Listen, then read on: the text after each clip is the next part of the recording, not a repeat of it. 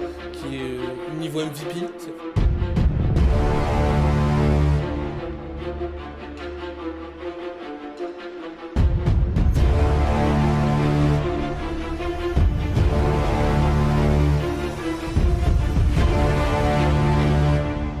Hey Salut, yo, comment ça va? ça va et toi? Comment Ça tu va. vas? Ça fait longtemps? Ouais, Ça fait longtemps, on n'a pas eu d'MLS pendant 5 semaines. Et donc là, enfin on revient, la MLS est de retour, la MLS a repris ses droits. exactement. On est des plus heureux, hein. On a eu une petite trêve, olympique. Et donc, ça a été la trêve aussi de la Leagues Cup. Il y a eu les Jeux Olympiques avec la Leagues Cup. On a pu voir l'équipe américaine aux Jeux Olympiques, le France-États-Unis, premier match des Jeux Olympiques pour les États-Unis, pour la France aussi. C'était enrichissant, hein, même si on a Des vu. fortunes diverses, on va dire. Exactement, ouais. Un super parcours de l'équipe de France à souligner et un parcours contre des États-Unis un peu plus compliqué. Et je me rappelle plus Ils contre qui ils prennent, sont ils éliminés prennent contre. Ah oui, 4-0 contre le ou Maroc. contre le Maroc, je crois qu'ils prennent 4 ou C'est 5. ça, ouais. C'est vrai. Au parc, c'est ça. Exact, c'est ça. Ouais, c'était dur pour les États-Unis qui s'est fait totalement dépasser sur ce match-là. Bon, Thomas, du coup, il y a eu les États-Unis et il y a eu aussi la League Cup. En attendant, il y a eu le Star Game aussi, bien sûr, mais la League Cup avec une finale, déjà une demi-finale 100% américaine et une finale qui était un remake, hein, de la finale de la MLS Cup la saison dernière entre le Columbus Crew et le Los Angeles FC. Donc, on va parler de ça. On va aussi parler dans ce MLS Show, donc du retour de la MLS avec deux matchs au programme. Inter Miami face à Cincinnati, le match des leaders de la côte Est. Et ensuite, on a voulu changer. Il y avait des matchs quand même assez spectaculaires, hein, notamment le Saint-Louis Portland à 4 partout. Mais on a pris un autre match spectaculaire euh, qui est totalement fou. Et pour parler aussi de équipes qu'on fait peut-être un peu moins, qu'on a fait peut-être en début de saison ou il y a quelques mois, c'est le Dallas face DC United. à DC United de Christian Benteke. Voilà. Donc, on va parler de ces deux matchs-là et aussi, en fin d'émission, on va parler du mercato. Bon, un programme assez enrichissant, Thomas. Je crois qu'on est prêt. On, On y on va. s'excuse par avance, ouais, les amis, pour peut-être, comment dire, l'écho que j'ai un peu. J'ai déménagé pour une certaine période. Malheureusement, j'ai pas, on va dire, la qualité requise. J'ai un peu d'écho dans mon appartement, donc bon, voilà, mais j'ai quand même le retour de mon micro, mon ancien micro. Donc c'est déjà mieux comme ça. Let's go Thomas. Bon, on n'a pas mis de slide pour ça, mais juste on va quand même débriefer sur ce match entre Columbus et le LAFC. On rappelle, c'était le remake et Columbus l'a emporté 2-1 dans les dernières minutes du match sur encore un but inespéré de Cucho Hernandez. Encore un match fou de Columbus, le deuxième titre consécutif enfin, deuxième titre, non, ils ont perdu une finale, mais le deuxième titre en trois finales pour Wilfried Nancy. Ils font surtout les trois dernières compétitions, ils font surtout trois finales, quoi. Et en face, surtout du LAFC, on avait quand même le premier match en tant que titulaire d'Olivier Giroud. Il a marqué, c'était son premier but avec le LAFC. Il a égalisé sur un corner. Mais malgré ça, il n'a pas su faire la différence et le LAFC s'incline en fin de match sur, on peut dire, je dirais pas une erreur, une bourde de Lloris, mais il aurait pu faire mieux. T'as été complet, je trouve, mais ouais. Columbus qui l'emporte, Wilfried Nancy qui gagne à nouveau un titre. Ça récompense aussi le football qu'il a décidé de mettre en place déjà avec Montréal à l'époque et qui là maintenant du côté de Columbus lui a permis de décrocher ses titres qui je pense lui font gagner en légitimité en tant qu'entraîneur. Et puis ça reste toujours un plaisir de voir Columbus jouer et de regarder un match de Columbus avec beaucoup de mouvements, beaucoup de qualité technique, avec un jeu porté vers l'avant. Et puis c'est quand même quelque chose de battre le LAFC pour la deuxième fois dans les matchs qui comptent, on va dire, avec un enjeu à la clé. C'est pas n'importe qui est capable de bloquer cette surpuissance du côté LAFC. Donc un grand bravo à cette équipe de Columbus. Je suis désolé, j'ai dit qu'on n'avait pas de slide, pardon. Si, si, on avait une slide. Désolé, excuse-moi, oui, on avait deux slides. Et du coup, je me suis trompé, j'ai dit 2-1, c'est 3-1. J'avais oublié le but à la fin de Russell Russell Rowe. Mais c'est le plus important, de toute façon, c'est le deuxième but de Cucho. Euh, Tu as les stats aussi à mettre. Bon, on voit clairement que c'est le match auquel on s'attendait, c'est-à-dire un Columbus dominateur, un Columbus tout en maîtrise dans tous les aspects du jeu et qui finalement mérite sa victoire, hein. Ça a été vraiment le cliché un peu du match de l'an dernier, même si je dirais que LAFC c'est peut-être moins cachés que l'an dernier, tu vois. Je trouve que l'an dernier, ils sont vraiment réveillés qu'à la fin, ils sont cachés. La bande de la 57e, ils avaient égalisé grâce à Giroud. Et ils se sont montrés un peu plus dangereux, notamment en termes de tirs cadrés, tu vois. 8 tirs, 4 cadrés. C'était sympa. Et, mais ce qui est dingue, c'est que n'importe quel joueur qui fait jouer Columbus et Wilfried Nancy, ça marche. Et c'est les principes surtout. En fait, je trouve, sur le premier but, je crois, c'est celui-là, hein, le premier but où il y a le décalage de Mo Farsi, 1-2, centre, et boum, tu trouves Cucho Hernandez au centre. C'est la facilité avec laquelle il joue et les systèmes, les automatismes. Tu as vraiment l'impression que c'est devenu un peu le Manchester City de MLS. Non mais t'as raison d'insister sur le côté un peu tableau noir, comme si c'était vraiment les joueurs qui étaient capables de réciter totalement ce que Wilfried Nancy leur inculque à l'entraînement. Et depuis du coup c'est la saison passée. Et puis en même temps ça aide quand t'as de la qualité, quand t'as des joueurs comme Cucho Hernandez, quand t'as des joueurs comme Diego Rossi, comme des joueurs comme Darlington Nagby au milieu de terrain. Tu as un mot farci en tant que piston qui est très intéressant.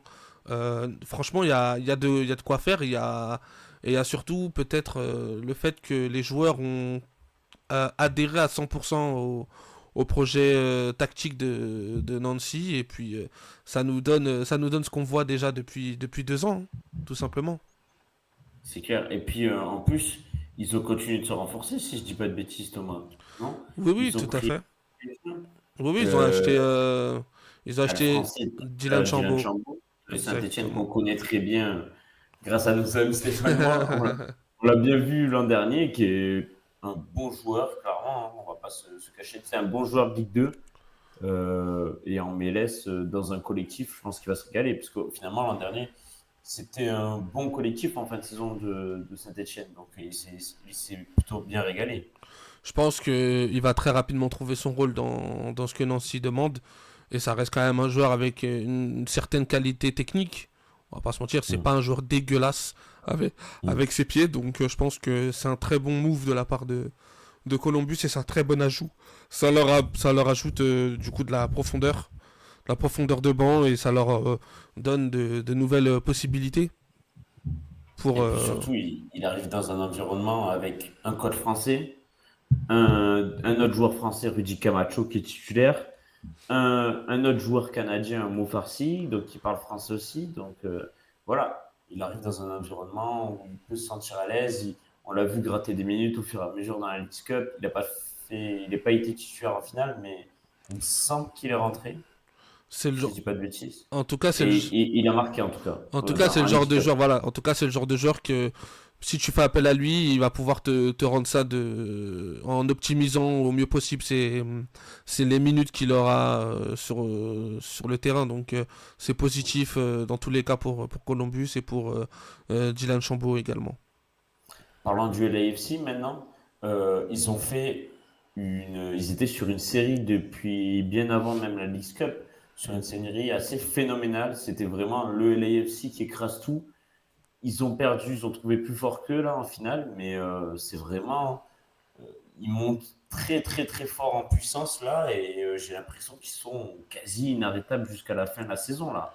Ça y est, genre ils sont vraiment lancés, non?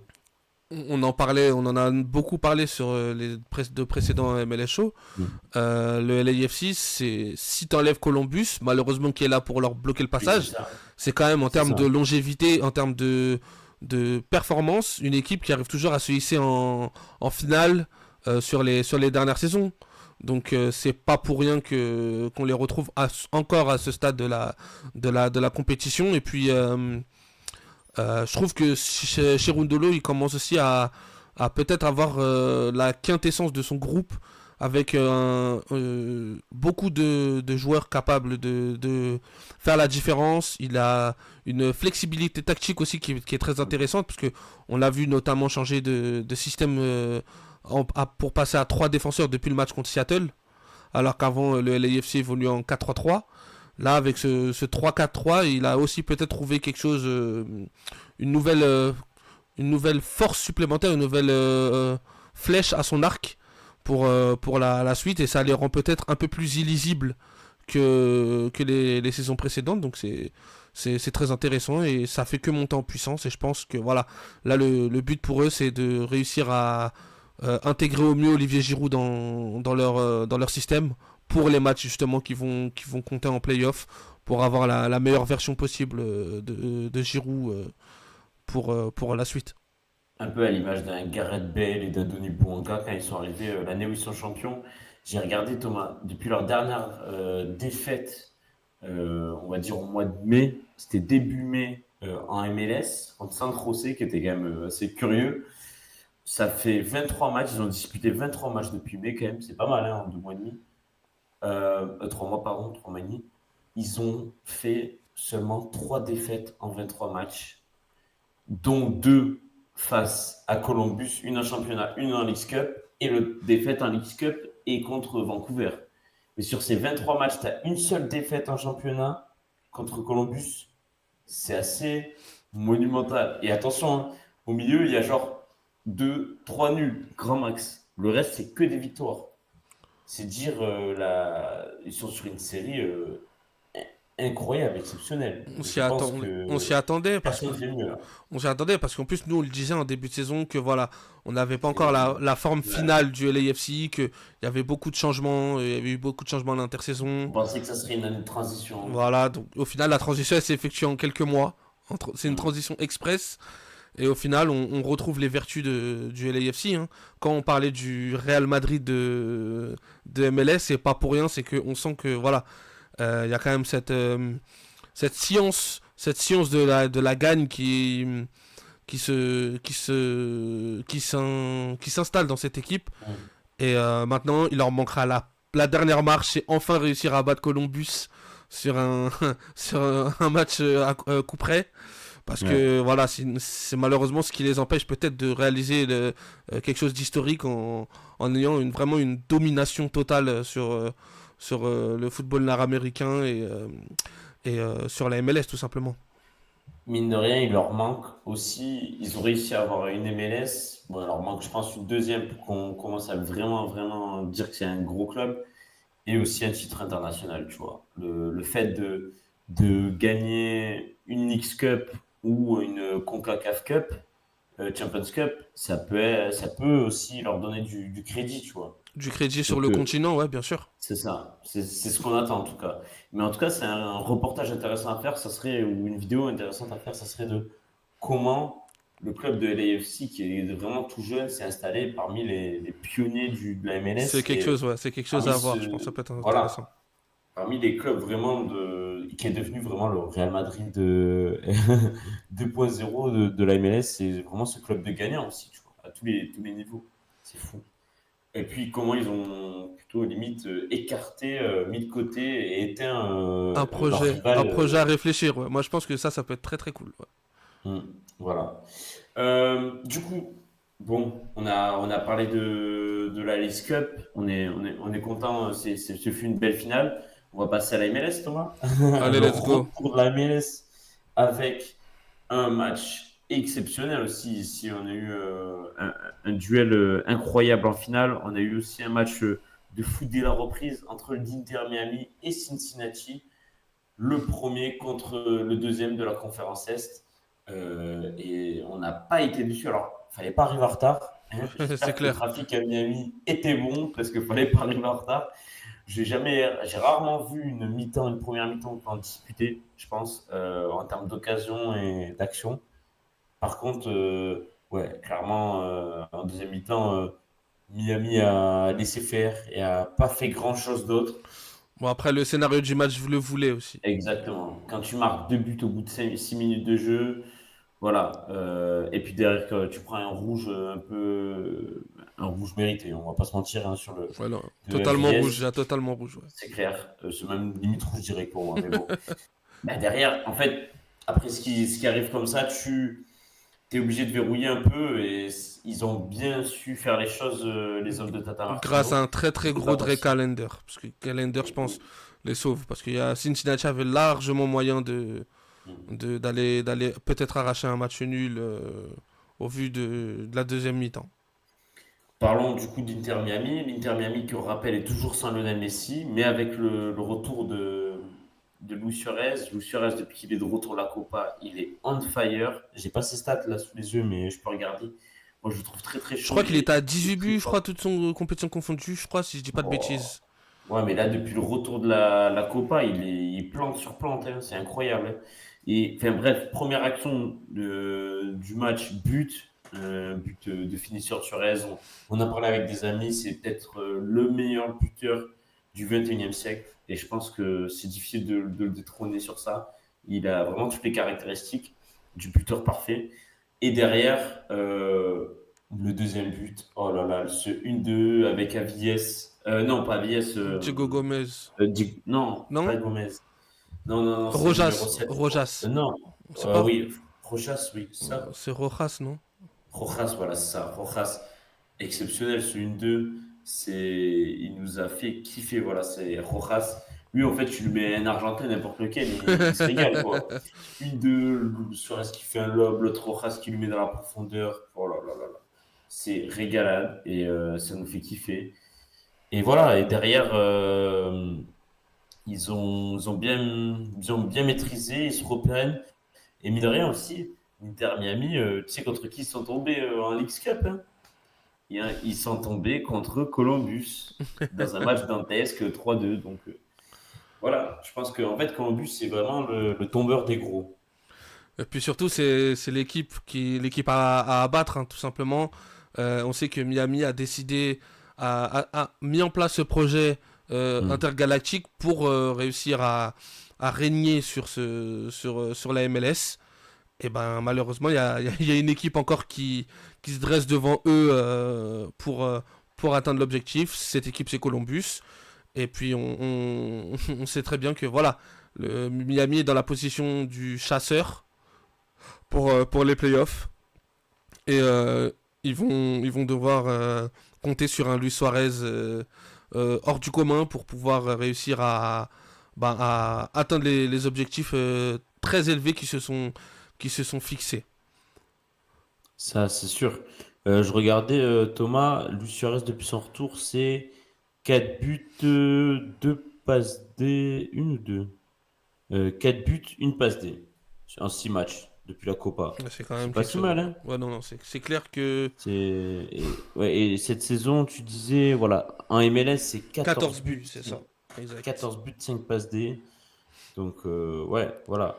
Plus des buts en League Cup, oui, on est pas loin de tes 18 buts, comme tu disais, voilà. Et ça montre surtout que voilà, malgré le fait qu'il soit âgé, malgré le fait qu'on sente que c'est pas physiquement c'est pas le meilleur du Suarez qu'on ait pu avoir, Mm. il arrive à compenser par son intelligence, son placement et sa qualité de finisseur tout simplement. Quand il a des occasions, ben généralement ça tremble pas devant le but et ça fait mouche. Et c'est aussi l'une des grosses forces de l'Inter Miami, c'est que des fois les matchs sont un peu aussi décousus, ils concèdent beaucoup d'occasions, mais derrière le problème c'est que eux devant, ils ont les individualités capables de Et plan. bonifier ouais, les situations et les occasions, et c'est ce qui fait la différence. Et puis, Ce qui me rassure aussi, c'est que cette saison, il a pas été souvent blessé.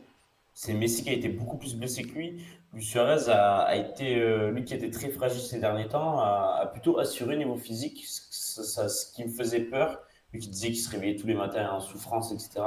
Mais non, là pour le moment ça va bien, donc ça fait plaisir. Et puis il n'y a pas que lui aussi, il y a les hommes autour, il y a les Rojas, il y a les Taylor, il y a les Campagna, etc. Il y a tout un écosystème autour Ouais, ouais. qui fait que ça fonctionne bien aussi. C'est un collectif, mine de rien, parce que quasiment toute la saison, ils ont disputé sans Messi. Hein.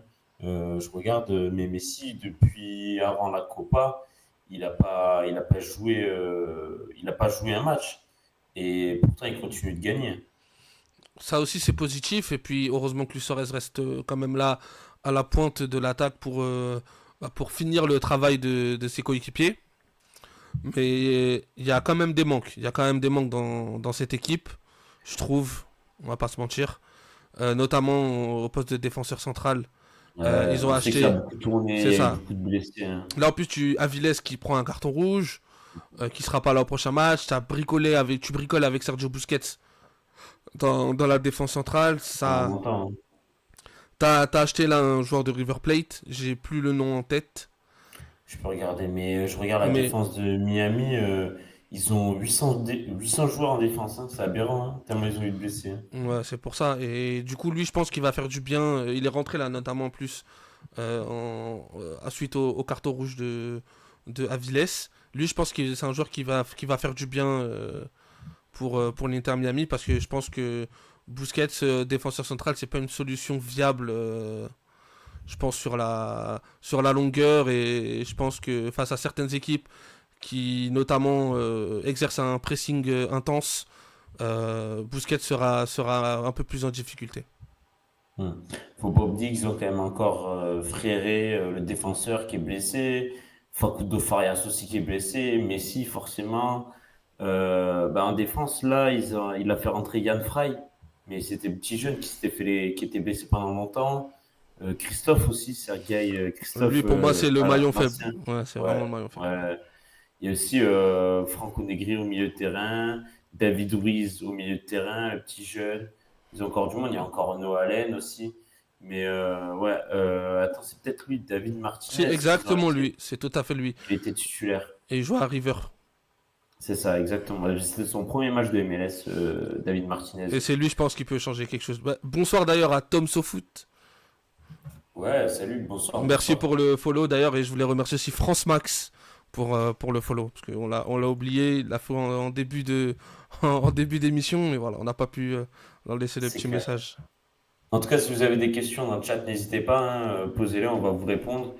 Et du coup, bon, on a plutôt bien parlé d'Inter Miami. Ils sont, à l'heure actuelle, si je dis pas de bêtises, hein, ils sont premiers du championnat avec cette belle victoire.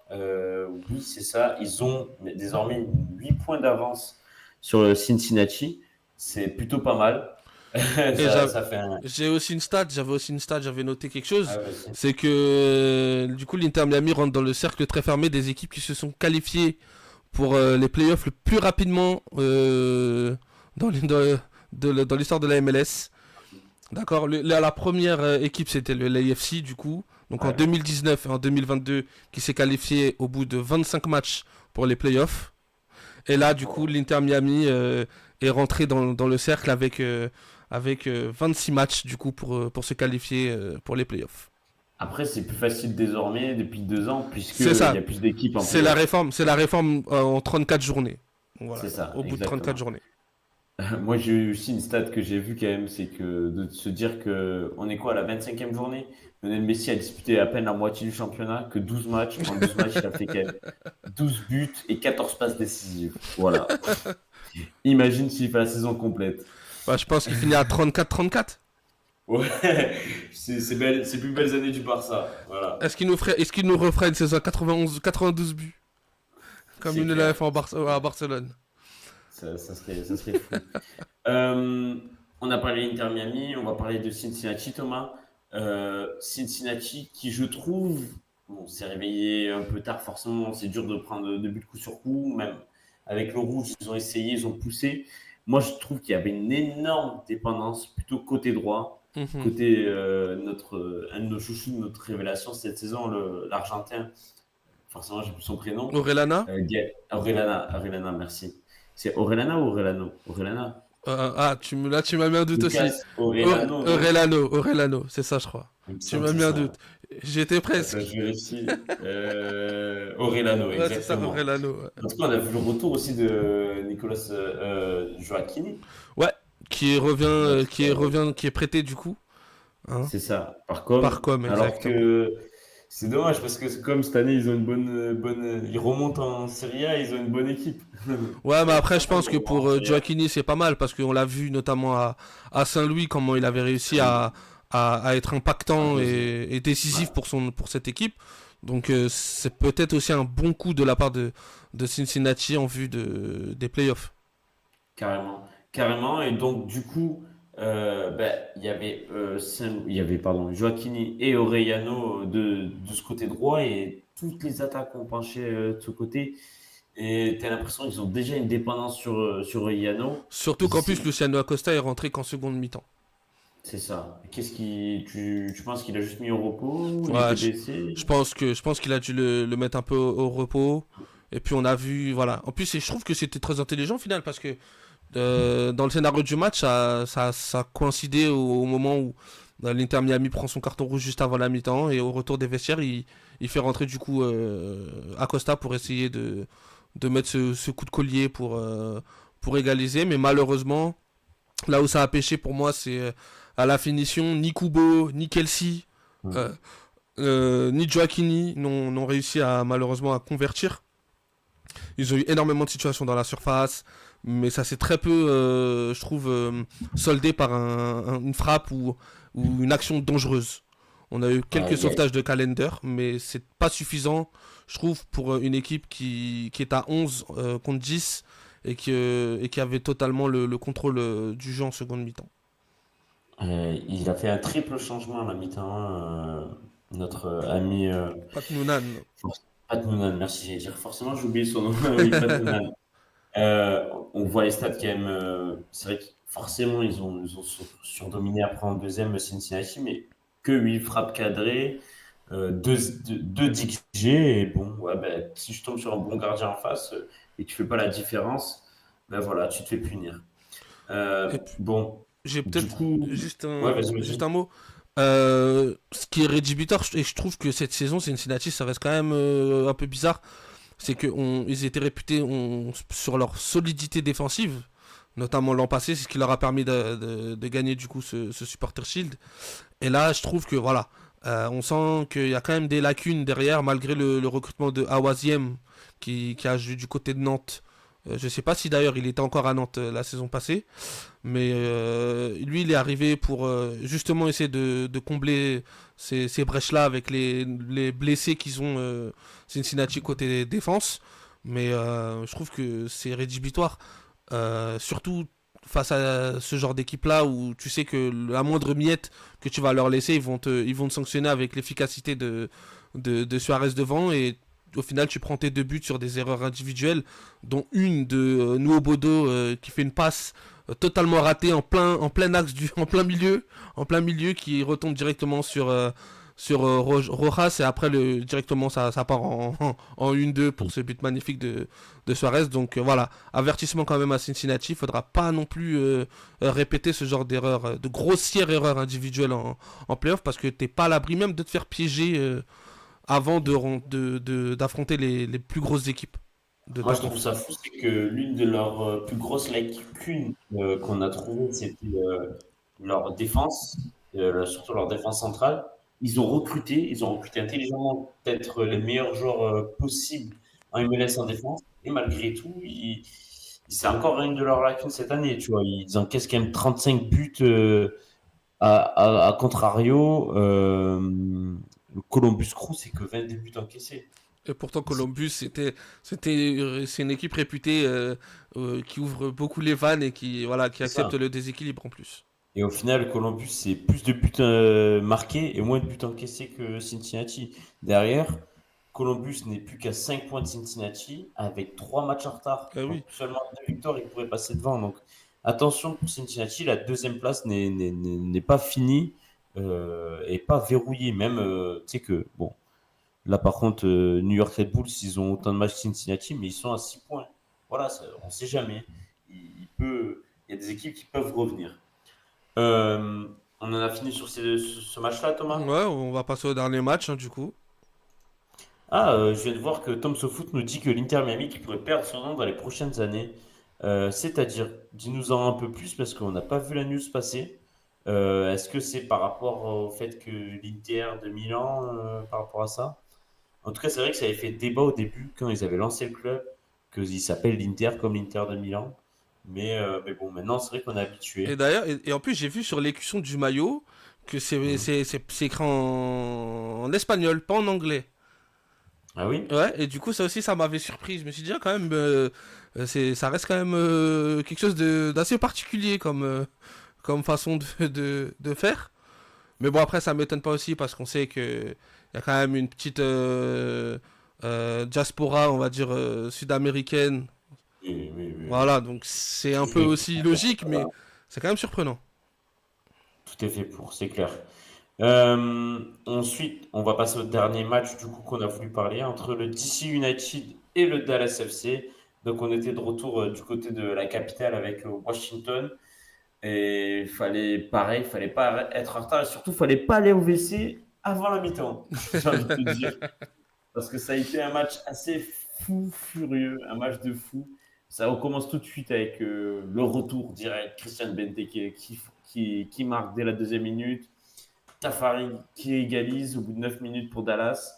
Et ensuite, on a un ping-pong, j'ai envie de te dire. C'était Félix Lebrun face à son frère, limite en termes de but, parce que bon, Dallas marque à la 21e minute.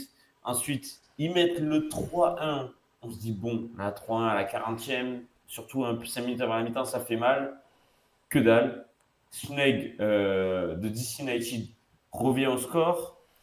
Mais attention, Dallas ne dit pas son dernier mot. Il marque encore 2 minutes plus tard avec, par l'intervalle de Ensa Beleng. Et enfin, retour des vestiaires. Pourtant, ils étaient quand même menés 4-2. DC United marque via DC Stroud. Jared Jared Stroud, Stroud, pardon. Jared Stroud, ouais. Jared Stroud de l'ancien de Saint-Louis. Et, Il y a eu aussi un et carton rouge on que en j'ai reste oublié de là. mentionner Oui, pour DC. c'est vrai, c'est vrai. Et on en reste là. Finalement, Dallas arrive à verrouiller à la fin du match. Et Malgré, ils sont fait quand même vachement peur. et c'est surtout la première victoire à l'extérieur de Dallas cette saison. Incroyable. Ça, c'est fou, ça. La C'est pour ça que du première coup week-end de j'ai français. voulu en parler parce que c'était quand même une belle performance de la part de Dallas où on rappelle que c'est le français Peter Luxin Ouais, ouais. qui est coach actuellement de cette équipe. Et on sent que voilà, depuis son arrivée, il y a quand même des résultats un peu plus positifs côté Hmm. Dallas. Et puis on a aussi le retour de Jesus Ferreira qui est rentré en cours de rencontre. Ah oui, Dallas, je viens de vérifier, Thomas, c'est avant-dernière équipe de sa conférence à l'extérieur. 7 points pris, tandis que à domicile, c'est la quatrième équipe de la saison. Voilà. On part pas sur un petit Houston 2.0 de 2023, pardon. C'est assez fou. Juste, j'ai vu que Tom Sofou nous a répondu, il y a une bataille juridique de l'Inter, on veut garder le monopole, donc l'Inter Milan, veut garder le monopole du nom Inter dans le monde du foot, donc c'est en plein procès, c'est pas encore fini cette histoire. C'est clair, c'est pas encore fini. En plus, on sait que David Beckham a joué au Milan AC, donc c'est peut-être une pique pour son ancien rival. On suivra ça de très près en tout cas. Bon, match fou, hein, match clairement fou. L'un des buts que j'ai préféré, c'est le troisième de Dallas, si je dis pas de bêtises. Est-ce que c'est le troisième ou quatrième? Ou c'est Attends. vraiment Non, je crois que c'est le le quatrième. dernier? C'est le Ouais, dernier, c'est c'est le le dernier. dernier. Moi, Il arrive. je les ai tous, je les ai quasiment tous aimés. Sauf le bon, Ouais, le mais but sur corner, bon, moyen, mais mm, ça reste quand même une jolie volée ouais, mais le de dernier Tafari, où mais il arrive, ils jouent un jeu à trois là. ouais, Il ouais, ouais. rentre à l'intérieur de la surface, il décale à droite et l'autre il lui donne au second poteau. Le but C'est d'Ariola aussi, c'est pareil, c'est Assir Illaramendi qui demande le 1-2. Le milieu de terrain après qui lui envoie une petite feuille morte par-dessus la défense. Et il y a Ramendi qui va encore chercher l'extra passe qui décale Ariola au second poteau. Non, franchement, sur ce match-là, ils nous ont régalé d'expression collective. Ça a été très joli à voir. Et puis, il commence à avoir quelques automatismes hein, avec Peter Luxin. Hein. Bah, mine de rien, on savait que voilà, Dallas, avec les blessures, ils avaient quand même pas eu la possibilité d'avoir leurs meilleurs éléments dans le 11. Et là, on se rend compte que petit à petit, quand on voit les joueurs revenir, on sent que côté Dallas, il y a du potentiel et il y a quand même de la qualité. Et surtout dans le projet de jeu de Peter Luxin, où on voit qu'offensivement, il y a toujours cette envie d'aller chercher son coéquipier, de construire ses attaques. On sent, voilà, on sent quand même une belle patte et peut-être un début de quelque chose. Un début de quelque chose qui, je pense, va se renforcer dès lors que Jesus Ferreira sera complètement intégré dans le 11 et sera pleinement revenu de sa blessure et aussi de ses soucis extrasportifs. On rappelle qu'il devait peut-être partir à l'intersaison du côté de la Russie. Hmm. Finalement, il est resté, il est rentré en jeu là, 29 minutes, mais c'est vrai il est revenu de blessure, il était absent depuis le mois de juin. Mine de rien, la Dallas, sur les 4 derniers matchs de MLS, hein, je parle justement de MLS, c'est 4 matchs invaincus, 3 victoires, un nul. Donc voilà, ça revient. C'est plus à seulement, alors, que je dise pas de bêtises, un point des playoffs, en tout cas des barrages de playoffs, de leurs rivaux Austin. Donc ça aussi, ça y fait. Ils reviennent petit à petit. Ils vont se disputer. D'ailleurs, c'est drôle parce que le 8, 9 et 10 sont 3 clubs du Texas. Houston, Austin et Dallas. Donc on va avoir peut-être 2 équipes sur 3 Texans. Et ça va être intéressant à suivre ça. C'est derby texan. Attention, Euh, bah, si Dallas arrive à Dallas avait choper cette gagné place, contre ouais. Austin en tout cas. Si Dallas Dallas arrive avait à gagné contre choper, Austin. si Dallas arrive à choper cette place pour les playoffs, ou attention, ça peut être quand même une équipe piège parce que si tout le monde revient pour les moments décisifs de la saison, ça peut être une équipe très chiante à prendre. Donc attention. Et on sait que quand Petar Moussa est en forme, Petar Moussa déroule. Hein. À un moment dans la saison, entre juin et juillet, donc juste un peu avant la trêve, il a marqué, alors triplé plus un, ça fait 4, 5, 6, 7, 8, 9. Il a marqué 9 buts en l'espace de 7 matchs. Imagine avec l'association avec Jesus Ferreira, avec le retour d'un Paul Ariola aussi à un très bon niveau, d'un Sébastien Liedget qui lui aussi a montré de la qualité dans tout ce qu'il a fait sur cette rencontre, tu commences à quand même avoir une sacrée armada. Mm. Ah, mais c'est clair que Petar Moussa, quand il est lancé, quand il marque sur 5 matchs consécutifs, c'est pas mal. Il met un triplé juste avant. C'est pas... Et Liedget revient très bien en forme. Hein. Il était un peu mis au placard, si je dis pas de bêtises, avant avec Esteves. Et désormais, depuis Luxin, il lui fait vachement confiance et ça, c'est cool. On a Tom Foot qui nous répond que Dallas a inventé le Dallas Cup, une coupe des jeunes prestigieuse pour les 12, l'équivalent en France à l'époque de la Danone Nation Cup. Ah, c'est intéressant aussi de savoir ça.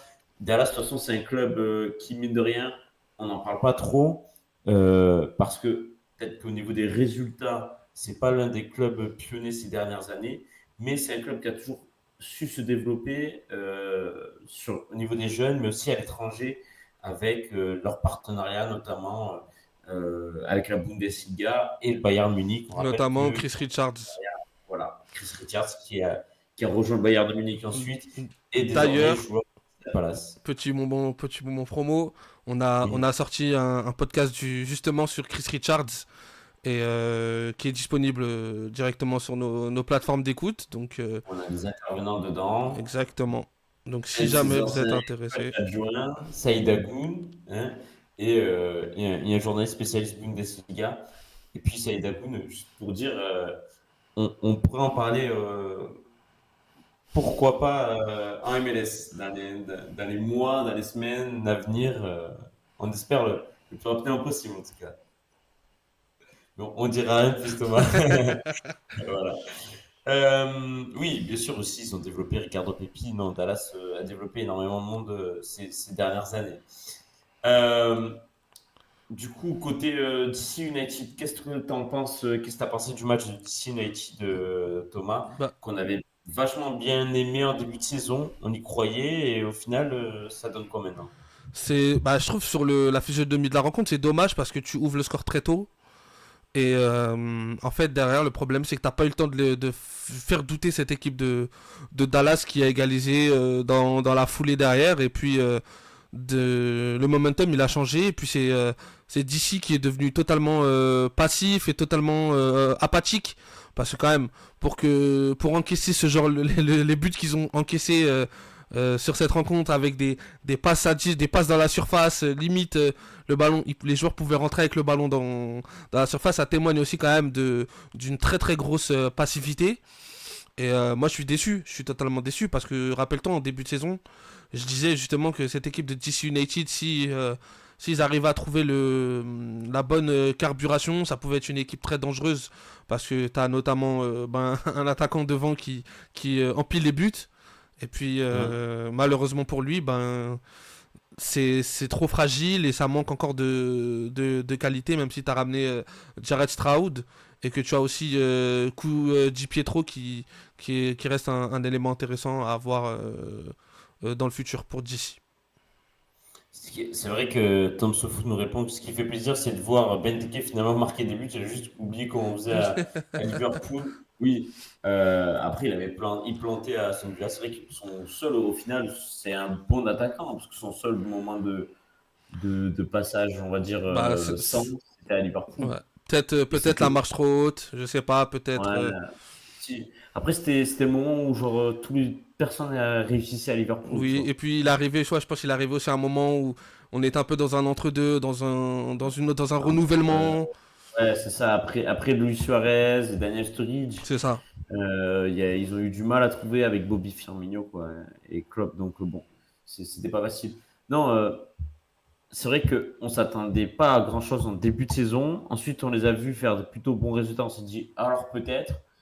Et au final, ils sont là où on les attendait peut-être en début de saison. J'ai pas l'impression qu'ils aient énormément changé depuis l'an dernier, non, tu trouves pas? Ben, c'est dommage Même parce s'il y a eu des que renforcements.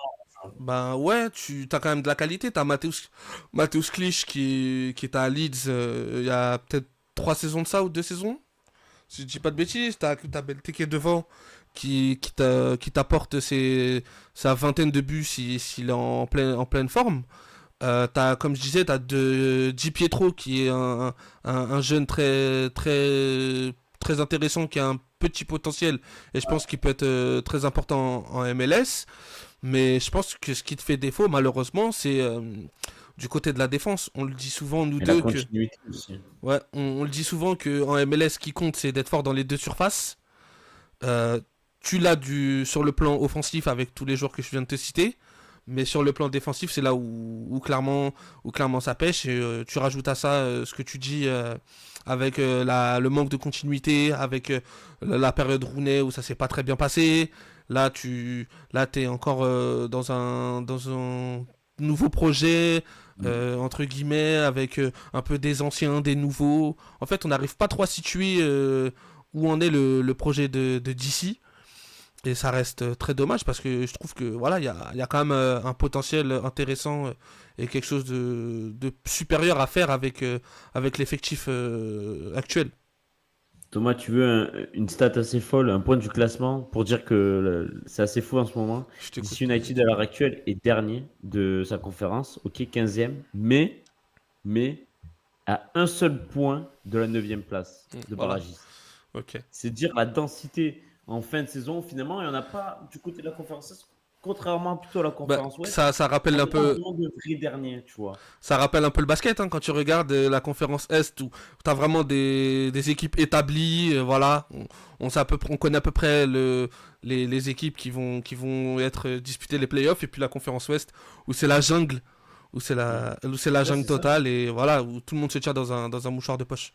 C'est ça. Et donc, juste pour dire que, en fait, de la 9e à la 15e place, tu as 7 équipes qui se disputent à un point d'écart. Donc, on a 2 points, pardon. Enfin, on a Atlanta à 28 points et ensuite Philly-Montréal à 27 points et les 4 derniers à 26 points à égalité. Donc, ça joue au goal average. Donc, pour le moment, DC United qui a encaissé le plus de buts avec 54 buts encaissés et dernier.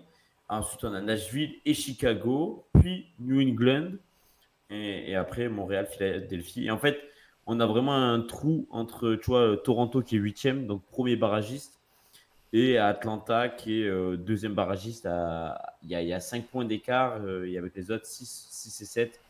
Donc il y a vraiment un trou et j'ai l'impression que on va peut-être se disputer. Il va y avoir 7 équipes pour une place de Si barragiste. ça reste comme ça, le Decision Day, il va être très très excitant. Oh là là, il va être fou. Ah là là, moi je veux ça jusqu'à la fin de la journée. T'imagines, ça veut dire que tout le monde peut se qualifier. Non, c'est un truc de ouf. Ce qui serait trop drôle, c'est que tu sais, le neuvième perde. Le neuvième perde.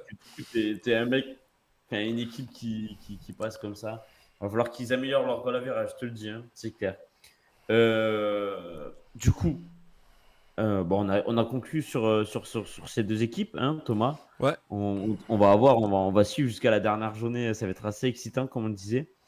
On va conclure sur la partie mercato, c'est ce qui ça. s'est passé en MLS. De toute façon, on rappelle que tu as fait un bel article, un gros article qui est disponible sur le site The Free Agent, où tu rappelles les gros transferts de la semaine, du mois, pardon, du C'est ça, mercato d'été. on dresse les bons et les mauvais points de certaines équipes, en tout cas. Bon, donc du coup, on voit la slide sur les principaux départs du mercato MLS et pas les prix Nipo. Ah, faute de frappe, T'inquiète. sorry. Il nous manque assez. Bon, malheureusement, on a perdu les deux superstars, on va dire, les trois, pardon, même de Atlanta, avec Thiago Almada qui est parti du côté de Botafogo, le club détenu par John Textor, et qui partira ensuite du côté de Lyon. Donc, on va le voir en France, c'est cool.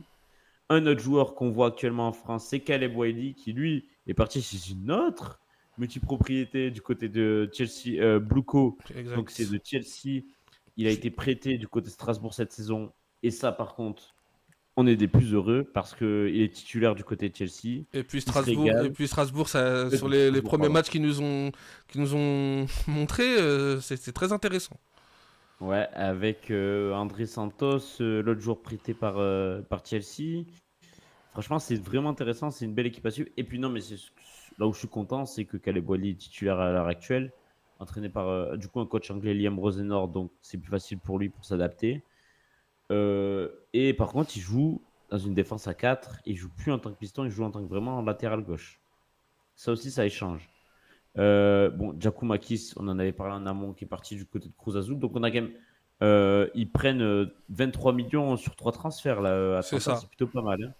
Même si je pense que ça aurait été en Europe, ils auraient pris encore plus, hein. Moïse Bombito, l'un de nos chouchous, l'une de nos pépites aussi, qu'on va voir en Ligue 1. On est content. J'ai l'impression qu'on fait un peu de propagande et ça marche, Thomas, hein. Ouais, franchement, moi Ça marche. je suis content de voir que voilà, les joueurs que on remarque qui nous tapent dans la rétine, ben, on les voit signer en Europe et En plus Ligue 1, ouais, particulièrement en France. Donc c'est nous, sûr. ça nous permettra de continuer à avoir leur progression. Donc on kiffe, tout simplement. C'est clair. Ensuite, mais il n'y a pas que lui, hein. Il rejoint son coéquipier canadien, alors qu'il ne jouait pas en MLS, mais oh putain, Derek Cornelius, voilà, chercher son nom, son coéquipier, la défense centrale canadienne, qu'on a vu pendant la Copa América, qui s'est envolé lui aussi du côté de la Ligue 1, lui aussi du côté de la Côte d'Azur, mais c'est plutôt du côté de Marseille, donc ça va être intéressant à suivre aussi.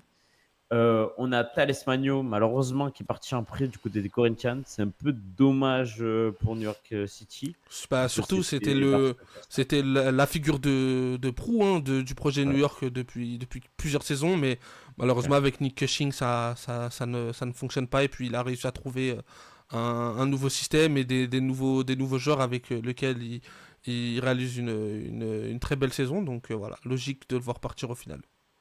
On a Frankie Amaya qui part du côté de Toluca. Et enfin, Carlos Gomez, lui aussi une des pépites qui a été révélée cette saison du côté du Real Salt Lake avec la superbe saison de Salt Lake où il n'y a pas que Chicho Arango, il y a aussi Carlos Gomez, il y a aussi Diego Luna. C'était peut-être la troisième pièce, mais une pièce importante et il part du côté de Rennes. Donc pareil, on va pouvoir le suivre. Ça nous fait plaisir. On va passer du côté des départs, des arrivées plutôt. Qui débarque en MLS? Alexei Miranchuk, sur lequel on avait tweeté du côté qui arrive d'Atlanta, donc Atalanta, pardon. Oui, il y a une faute de Voilà, frappe. bien sûr, mais j'avais compris. Il va à Atlanta en tout cas. Oui, voilà, ça, voilà. En tout cas, il va à Atlanta. Voilà, il va à Atlanta pour 12 millions. Donc, ils ont remplacé un peu Thiago Almada en Et il soi. leur reste C'est ça, encore hein. une enveloppe, ouais, il leur reste encore 12 ou 13 millions, si je dis pas de C'est bêtises. ça. Donc, Donc, non, ça va être intéressant, hein. Il était titulaire du coup du côté de Gasperini. Il a gagné l'Europa League. Donc, intéressant à suivre. Ça nous fait plaisir. Tim Rim qui revient du coup en MLS, qui va du côté de Cincinnati. Charlotte. Charlotte, pardon. Nicolas Gacchini, on en a parlé du côté de Cincinnati. Dylan Chambaud aussi à Columbus. Ezequiel Ponce, il me semble du coup qu'il va remplacer Carlos Gomez à Real Salt Lake, c'est ça Non, Thomas? non, il a signé à Houston. Ah, Houston, Il a pardon, oui signé à c'est vrai. Mais Houston. c'était il y a quelques temps ça déjà. Oui, oui, il était déjà arrivé il y a Ah, quelques ça. semaines. Oui, exactement. Marco Reus qui débarque au LA Galaxy, ça Buteur on en a parlé. pour son premier match. Et passeur, hein, pour notamment Ricky Puig.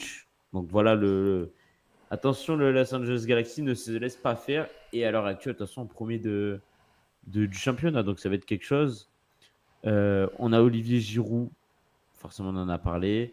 Et Diogo Concalves, l'ancien de Porto, de Benfica aussi, si je dis pas de bêtises, hein, qui débarque.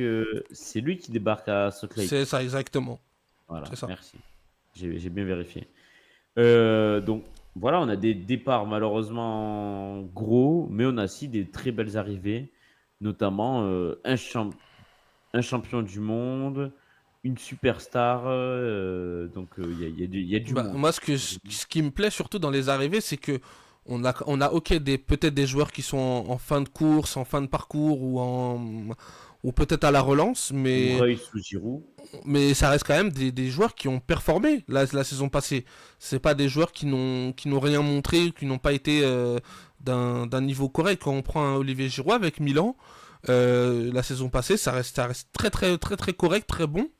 Un Marco Reus, il est finaliste de la Ligue des Champions avec le Borussia Dortmund, même s'il il joue pas en tant que titulaire.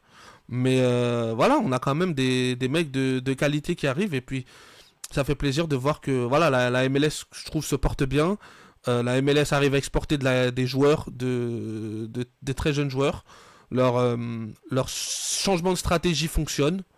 Et puis je pense que dans les années à venir, on va en voir encore de plus en plus de joueurs partir du coup de MLS pour aller en Europe et montrer tout l'étendue de leur talent. Déjà avec Kevin Sullivan qui je pense lui va être aussi la tête de gondole de ce projet Young United States. Donc non, non, franchement ça fait plaisir. Ça fait plaisir de voir que voilà. C'est sûr. Et puis nous, pour notre plus grand plaisir aussi, on a quand même 4 joueurs qui ont débarqué cette saison en Ligue 1. Et ça nous fait plaisir aussi, tu vois, de se dire que la Ligue 1 va chercher un MLS. J'avais un petit message de Tom SoFoot. Ouais, c'est ce que j'allais dire. Ah bah Il dit voilà. que le petit Carlos Gomez, c'est un Rafinha, un encore plus rapide. Donc Tom, visiblement, il va avoir un œil avisé sur Carlos Gomez. Nous aussi, on va attendre, hein, parce que Rennes, ça se reconstruit. D'ailleurs, Rennes qui a perdu contre M'en Strasbourg. parle pas, Romain. M'en parle pas, Romain. Ah oui, c'est vrai, M'en excuse-moi, parle pas. j'avais oublié, M'en parle j'ai oublié pas. ça. Non, juste pour dire que Strasbourg a fait un très bon match et Rennes se reconstruit de toute façon. Mais il y a des joueurs intéressants comme Gruenbach, Ah ouais. maintenant Carlos Gomez. Ça va apporter du dynamisme sur l'aile et oui, c'est vrai que ça peut être un profil à la Rafinha, ouais, pourquoi pas. On va voir ce que ça donne en tout cas. Thomas, on va conclure direct par les classements. C'est vrai Allez. qu'on les a pas mis, Ouais. mais on les a sous les yeux. On va vous les dire clairement. Alors attends, il faut que je les retrouve, que je les ai bien sous les yeux. Alors, déjà, je vais finir par les autres rencontres de la semaine qu'on a eues, hein. Donc, Los Angeles Galaxy qui a gagné 2-0 face à Atlanta United en reconstruction. Désormais, Atlanta, du coup, et donc Los Angeles avec Marco Reus, buteur et passeur. Portland Saint-Louis, on en a parlé 4-4. San José Earthquake qui est allé gagner 2-0 Real Salt Lake. Ça, je pense que c'est la big surprise de la semaine, Oui, Thomas. oui, ouais, ouais. Mais après, c'est un peu normal. Voilà. Salt Lake a perdu Carlos Gomez. T'as remplacé par beaucoup de joueurs. Ils ont Il n'y avait pas justement Mina. ils ont fait le pari d'aller chercher plusieurs joueurs pour remplacer Gomez. Donc ça va prendre du temps, je pense. C'est ça. Le Sporting Kansas City qui est allé gagner 3-0 face à Orlando. Ça, c'est un gros score pour eux. En plus, avec un carton rouge. Austin qui s'impose à l'extérieur sur Nashville 2-0. Toronto aussi qui gagne à l'extérieur à Houston. Et ça, c'est pas facile. C'est un crédit à mettre. Charlotte et New York Red Bulls sont neutralisés. Et enfin, on a New York City et Chicago Fire aussi qui sont Très neutralisés. beau but de Kuipers. Ouais, c'est clair. New England qui a étrillé, même explosé le Montréal, à Montréal au stade Saputo. Et puis, Grosse retour de surprise. Carlos Rill. Carlos Rill, il est revenu et ça, attention. Et oui, il va faire du bien. Et puis surtout, Bobby Wood plante aussi maintenant. C'est Doublé, clair. fait du bien pour lui. Et enfin, on a le Minnesota-Seattle Sounders, où c'est les Sounders qui sont imposés 3-2 sur le fil face à Minnesota à l'extérieur. Euh, on va partir conférence Ouest. Au niveau des classements, donc on a premier Los Angeles Galaxy. Derrière, on a le Los Angeles FC qui a 3 matchs de retard sur le Galaxy avec 5 points de retard. Donc c'est pareil, c'est le même scénario que Columbus avec Cincinnati de l'autre Mais côté. là, les points seront plus importants tellement l'écart est resserré. C'est ça. Real Salt Lake face à qui est actuellement troisième, 3 points d'avance sur le Colorado Rapids, quatrième. Donc Colorado Rapids qui fait sa saison et qui fait la saison on les avait pas prédits aussi haut, mais ça nous fait kiffer. Ouais. Seattle, cinquième avec 40 points. On a Vancouver derrière, 2 points derrière, à sixième place. Et Portland, septième avec 37 points. Portland aussi qui a fait le yo-yo, mais qui semble enfin se stabiliser. Houston qui est juste derrière à égalité de points. Et Austin, dernier barragiste, neuvième. Ensuite, on a Dallas et Minnesota qui se tiennent à 1 point de Austin, donc potentiellement barragiste. Derrière, c'est un peu décroché avec Kansas, Saint-Louis et Saint-José qui sont bien loin derrière, hein, qui attraperont pas les playoffs, je pense. Enfin, conférence Est, on a donc l'Inter Miami 56 points, 8 points d'avance sur Cincinnati. Columbus derrière, 5 points derrière Cincinnati, mais avec 3 matchs en moins. Le New York Red Bull avec 26 matchs et 42 points, qui devance donc de 3 points son rival New York City. Donc là encore, on a les rivaux de ville, New York et Los Angeles, sont proches les deux. Hein. C'est fou ça. Charlotte qui se débrouille très bien. On rappelle qu'ils peuvent encore très très bien recruter, qui est sixième à l'heure actuelle. Orlando qui avait très très mal commencé, qui remonte à la septième place à 34 points, à 4 points de Charlotte. Ça va être dur d'aller au-delà, on va dire. Toronto qui s'accroche avec 33 points. Et après, on en a parlé tout à l'heure, Atlanta, dernier barragiste. Et derrière, on a Philadelphie, Montréal, New England, Chicago, Nashville et DC United qui se tiennent en un seul point. Pour conclure, on va parler des matchs qui arrivent, Thomas. Donc, alors, hormis Columbus qui va jouer, Un match en retard, c'est ça. Le c'est ça, 29. contre Philadelphie, Le 29, tout à on fait. aura des matchs donc le 30, donc c'est samedi, hein, comme d'hab, de toute Non, façon. la prochaine journée, je l'ai le 1er septembre. Oui, le premier, mais parce que La c'est nuit du 30, la nuit du. ça sera vendredi, Ce sera du dimanche à lundi. samedi à dimanche, voilà. Samedi, c'est 31. Voilà. Donc, Charlotte, Atlanta, Columbus qui rejoue contre New York City, leur rivaux New York Red Bull qui recevra Philadelphie, Orlando face à Nashville, Cincinnati contre Montréal, Toronto contre DC United, Chicago va recevoir l'Inter Miami, ça va Très être dur pour compliqué, eux. ouais. Dallas face à Colorado Ça, Rapids, très beau, très joli match. un des Match matchs à qui. suivre. Ouais, un des matchs à suivre, tout à fait. Austin face à Vancouver. Et ensuite, il en reste des matchs, pardon. Real Salt Lake face à New England. Los Angeles qui accueille le Houston Dynamo. Seattle Sounders se déplace à Portland. Le derby, Le derby. le derby des coupeurs ouais. Et on a enfin San Jose face à Minnesota et Los Angeles Galaxy qui se déplacera À le Saint-Louis. lendemain à Saint-Louis. Le lendemain, et le match, à noter, hein, le match dimanche soir sera à 20h45 heure française. Ça, c'est bien, ça fait plaisir. Ça, c'est Ça fait cool. plaisir, Et hein.